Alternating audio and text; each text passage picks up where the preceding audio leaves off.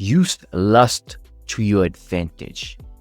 Lust is not a bad thing, and you should not see it as such. Lust can be a powerful disadvantage, but it can also be a powerful advantage.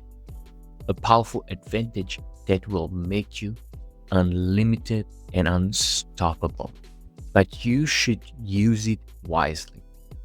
If you are watching porn and or chasing women and or on Tinder, on Bumble, and all those dating apps, if you are constantly looking for ways to see naked women, whether it's virtually or in real life, you are not using lust the proper way. If lust is consuming you, is at the forefront of your mind, that's where it can trip you and handicap you. But the opposite is also true. If you are not indulgent and also are not fighting it with willpower and resistance, you can sublimate that lust. You can transmute that lust. You can surrender to that lust and put it in something worthwhile. There's a reason why monks practice celibacy and chastity.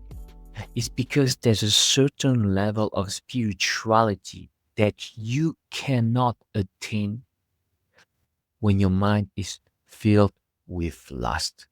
Lust is one of the last things you will overcome before you reach enlightenment. For us laymen who are not monks, do we need to put lust aside? Not really, or at least not entirely.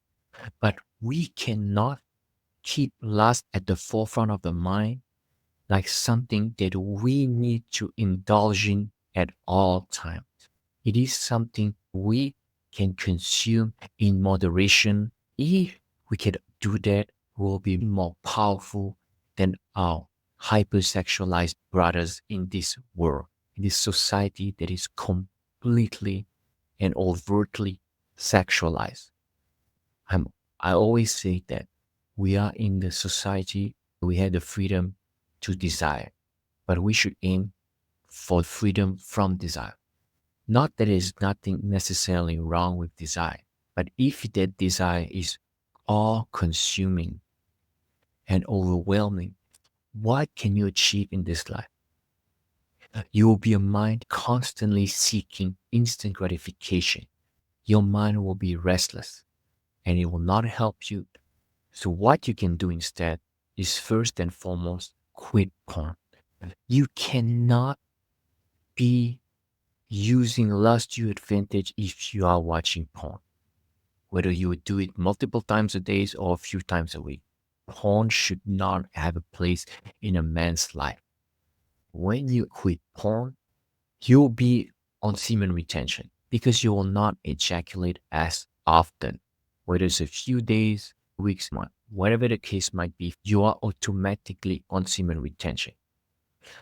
Some might quit porn and jerk off without porn to help the transition.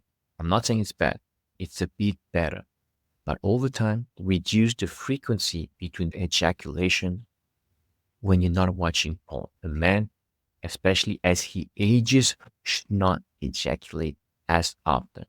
When you are not addicted to your sensual lust, to the pleasures of the flesh, to your need to ejaculate, you can be so much more powerful than a lot of men, because that newfound energy you will get from abstaining to a certain extent could be put in something worthwhile, a business, a goal, a workout, boxing, whatever, learning a language. You have different constructive activities that you should find and where you should put that newfound energy to grow. You could use lust to become the best version of yourself, or indulge in lust, let it consume and ruin your life. Now, obviously, those are two extremes, and you have everything in between.